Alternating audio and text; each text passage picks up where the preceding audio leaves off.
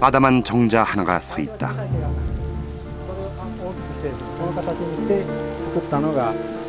六角亭はですね、これはソウルの近くの碧亭館というところにあったですね、酒宴のための建物なんですね。で、碧亭館っていうのは、吉川広家が朝鮮の駅ですね、朝鮮に出兵した時に、そこで明と連合軍に対してですね、吉川広家が非常に功績を立てたっていう、そういう言われを知っておってですね、その時に長谷川元帥が国でですね、ここに大公園を作るっていう、そういう話があったのを知っておってですね、それではここの公園の中心的な建物として何か自分が送りたいですね、そういう思いがあってですね、古いのはここから上はそのままですね。 정자의 기둥과 대들보와 석가래까지 모두 조선의 목재다.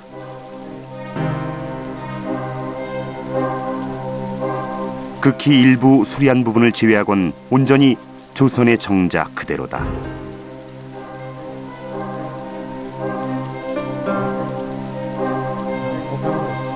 그렇다면 하세가와는 왜 하필 벽제관의 육각정을 뜯어갔을까?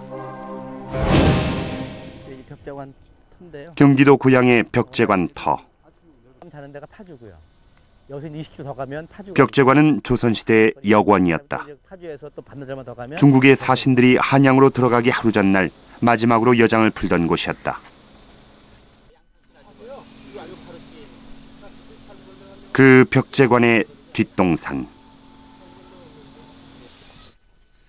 하세가와가 가져간 육각정은 이곳에 있었다. 일본 사람들 흔히 잘 아는 지금은 빈터로만 남은 육각정 자리. 일제는 이곳에 전적기념탑을 세웠다. 벽제관은 임진왜란 때 왜군이 명나라군에게 승전을 거둔 곳이었다. 이곳은 일본 사람들이 봤을 때는 대단한 전승지입니다. 1593년 1월 27일에 당시에 명나라 군대와 일본군 왜군이 여기서 일명 벽제관 전투를 치렀는데, 일본군 군대가 대륙의 군대인 중국의 군대를 대승을 거둬보기는 최초였습니다. 그러한 내용들을 일본에까지 가져가서 벽제관의 대표적인 정자를 가져가서 그런 군국주의 같은 것을 홍보하고 알리고 어떤 국민들에게 그런 내용들을 알려주는 데에는 아마 그 정자가 일정한 부분으로 아마 기여하거나 했지 않았을까. 일본의 육각정, 또 하나의 역사적 상처로 남아있다. 울산의학의 주범이자 한일 강제병합의 주역이었던 하세가와와 테라우치.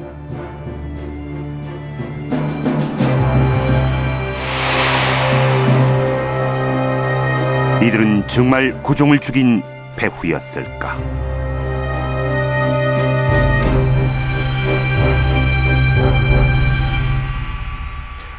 단 몇 시간 만에 급서. 건강했던 고종은 이렇게 의문스러운 죽음을 당합니다.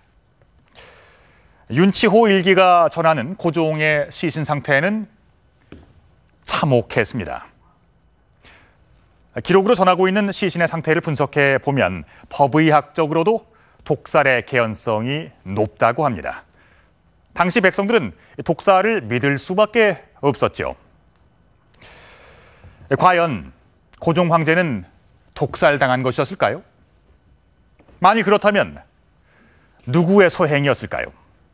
또 당시 백성들은 누구를 독살범으로 지목했을까요? 고종 황제 독살설에 연루된 인물들을 추적해 보겠습니다.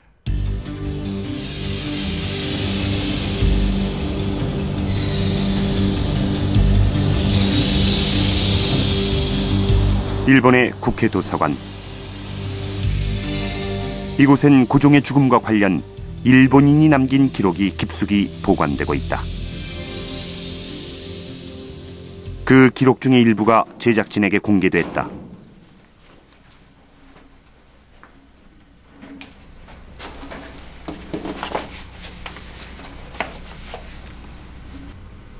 자료는 구라토미 문서. 도서관 측이 꺼낸 자료는 손바닥 크기의 작은 수첩, 바로 일기였다. 구라토미는 이런 일기를 무려 340여 권이나 남겼다. 이 일기의 주인공 구라토미는 한국과 인연이 깊었다. 日本が韓国を保護国にして、日本人の管理を韓国に送り出そうとしていた。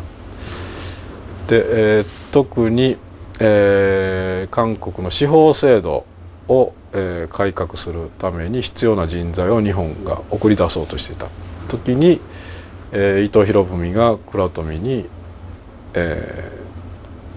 目をつけて彼を韓国に呼んだんですね。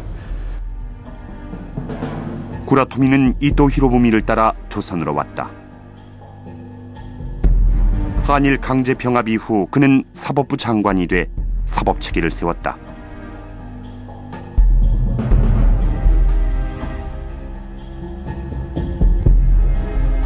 구라토미는 조선 총독부 핵심 고위 관리였다. 그 역시 고종 죽음에 관련된 기록을 남겼다. 1919년 10월 26일 구라토미는 이토 히로부미 10주기에 참가했다가 송병준을 만난다.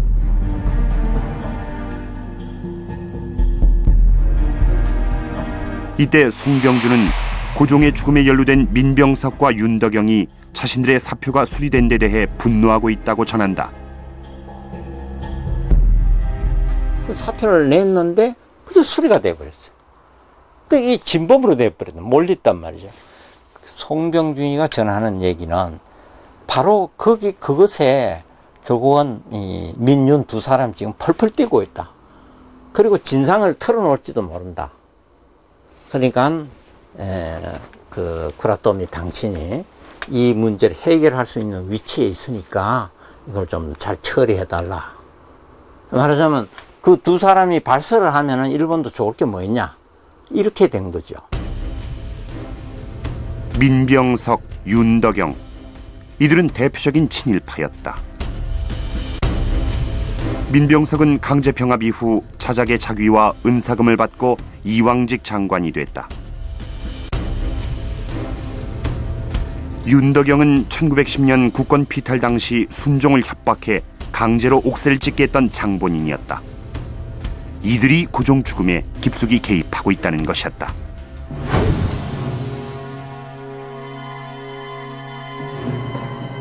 민병석, 윤덕영은 고종의 죽음에 어떤 역할을 했을까? 당시 국내부 관리이던 또 다른 일본인 곤도 시로스케, 그도 이들에 대한 기록을 남겼다. 곤도의 이왕궁 비사. 국내부 관리였던 곤도가 1907년부터 1920년까지 조선 황실에서 근무하며 남긴 회고록이다. 여기에도 고종 죽음과 관련 민병석과 윤덕영이 거론되고 있다. 이들이 안상호에게 독을 사용하게 했다는 유언비어가 있다고 했다. 당시 황실의 촉탁의였던 의사 안상호가 등장한다. 안상호 역시 여러 기록에서 발견되는데 그가 독살 주범으로 지목받고 있는 것이다. 당시 안상호는 일본 여인과 결혼, 가정을 꾸리고 있었다. 고종 사망 한 달 전엔 내선 일체의 모범이라며 일제의 선전에 동원됐다. 성공한 한국 남성과 일본 여성과의 가정을 이루었다. 그래서 그 내선 일체라든지 또는 그 내선 협화라든지 이런 어떤 관점에서는 하나의 모델적인 인물이었단 말이죠. 그래서 좀 그렇게 부각되고 하면서 일반 그 반일적인 정서를 가진 대중들에게는 상당히 그 부정적인 이런 시각이 있을 수가 있겠죠. 그래서 밉다. 그래서 저 사람이 그랬을 것이 아닌가 하는 그런 추측이 작용했던 것으로 생각이 됩니다. 고종의 죽음과 관련 또 다른 인물이 등장한다. 당시 어주도감, 즉 황실의 식자재를 담당했던 한상학이란 인물. 이완용의 지시로 윤덕영과 한상학이 궁녀를 위협해 식혜에 독을 타도록 했다는 것인데 당시 한상학은 이완용과 특수한 관계였다.